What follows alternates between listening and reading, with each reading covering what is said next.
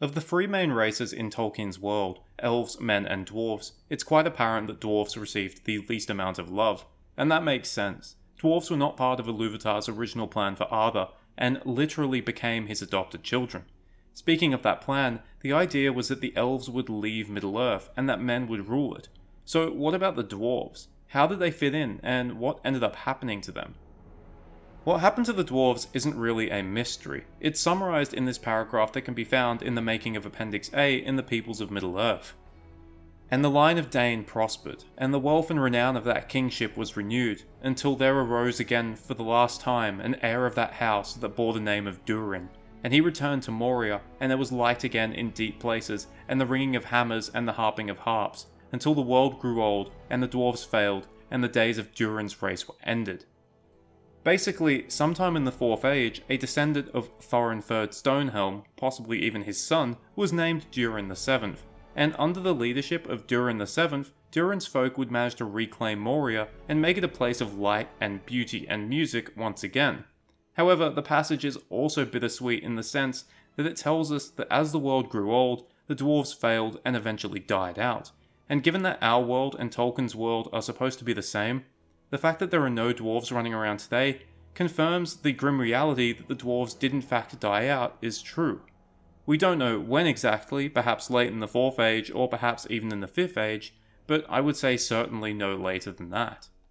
So how and why did the dwarves die out? Tolkien never gives us a definitive statement, but there are lots of hints that suggest that it shouldn't be surprising that they did die out. In fact, it's instead kind of surprising that they lasted as long as they did. A huge part of this comes down to their biology. Throughout all of Tolkien's work, there is only one named dwarven woman, Dis, and she never actually appears in person. She's only referenced in a family tree because of the heroic deeds of her sons, Fili and Kili. Now, the rarity of dwarven women is a cultural thing in the sense that dwarven women rarely leave their halls, but it's also a biological thing. In fact, it's stated that dwarven women only make up about 1/3 of the entire dwarven population, rather than the normal 50-50 split. And to make matters worse, not all dwarven women marry. For some, it's as simple as not wanting to get married, and for others, they desire someone, can't get them, and will simply have no one else. As a result, less than 1/3 of dwarven men actually get married, and those that do marry only marry once, and they rarely had more than 3 children. And dwarves also rarely had children before the age of 100, so in times of war, it wasn't uncommon for young dwarves to die childless. From the named members of the House of Durin alone, Thror, Frerin, Fili, and Kili were all killed in battle before the age of 100 and before they had children.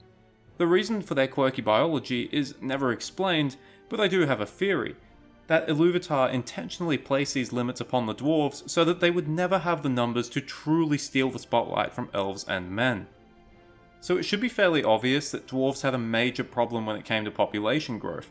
It was incredibly slow, and throughout much of Middle-earth's history, it actually declined. And this decline didn't only occur during times of war, it could also occur during peacetime. One such example was that after the War of the Elves and Sauron, the dwarves of Khazad-dûm actually began to decline in number. And when the Balrog awoke 3,000 years later, parts of Khazad-dûm were already dark and empty. The reason for this is never explained. It might have been due to practical reasons such as food. Dwarves did grow their own food, but preferred to trade for it, and the destruction of Eregion and the Northmen in the Vales of Anduin robbed them of their main trading partners. It also might have been that less dwarves wanted to bring children into what they perceived as a darkening world, or perhaps the decline of the dwarves was linked to the decline of magic in Middle-earth itself. And of course, the dwarven population suffered immensely during times of war. Regarding Durin's folk, the last 1,000 years of the Third Age was a time of great suffering for them. In the space of 1,000 years, they lost Khazad-dûm to the Balrog, they lost the Grey Mountains to the Dragons, lost Erebor to Smaug, fought an extremely costly war against the Orcs, and lost a fledgling colony in Moria. The destruction of their homelands would have been especially devastating given the fact that it would have resulted in the deaths of dwarven women who were far more difficult to replace. But it wasn't just Durin's folk that suffered. Of the other dwarven clans, we know the Broadbeams and Firebeards suffered cataclysms of their own when their cities of Nogrod and Belegost were destroyed during the ruin of Beleriand at the end of the First Age. Many of them merged with Durin's folk, but those that remained in the Blue Mountains never really recovered their former glory, even though thousands of years had passed. And although we know little of the Eastern Dwarves, what we do know doesn't paint a pretty picture. Refugees fleeing west in the lead up to the War of the Ring, and we're also told that of the 7 Dwarven rings, 4 were consumed by dragons and 3 retrieved by Sauron. So evidently, the Eastern Dwarves had their own issues with dragons and possibly with Sauron's forces as well. It's also worth mentioning the Petty Dwarves. They were an unofficial 8th clan of dwarves that consisted of the descendants of outcasts from the other 7 dwarven clans. They were smaller, less social, and more prone to committing bad deeds. They were usually wanderers, and what few holdings they had were modest and were often taken from them. In earlier days, they were also hunted by the Sindar elves who believed they were little more than wild animals. As a result, they quickly dwindled and eventually went extinct before the end of the First Age, which shows just how easy it was for dwarves to die out when circumstances weren't in their favour. So by the beginning of the Fourth Age, the dwarven race as a whole probably wasn't in very good shape. In fact, I'm going to make a bold claim here and say that the number of dwarves in the Westlands of Middle-earth probably wasn't any more than 100,000. What I'm saying is that even after Sauron's destruction, the best days of the dwarves were behind them, and they were at the beginning of their end. Durin the Seventh reclaiming Khazad-dûm and Durin's folk prospering once again in the Misty Mountains was probably something of a last hurrah, a last glimpse of the glory days before the world changed forever. So how did the dwarves finally end? Well, I'd wager it wasn't a violent end. Although Morgoth and Sauron's influence would remain in Middle-earth, I can't imagine the dwarves would be facing any major external threats.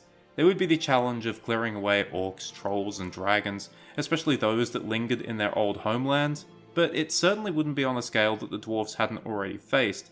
And although it would be the dominion of men, dwarves usually got along okay with men, so I don't think there would be major threats from that angle either. No, I'd say the dwarven end would be a quiet one, a natural process that would slowly and steadily reduce their number. Perhaps the ratio of dwarven women would decline even further until it was no longer possible to sustain a population, or perhaps it was as simple as less and less dwarves deciding to have children until too few of them remained. As time progressed and their numbers dwindled, I could imagine them cutting contact with outsiders, sealing the entrances to their cities, retreating deeper and deeper into their underground halls, the lights flickering out, one by one.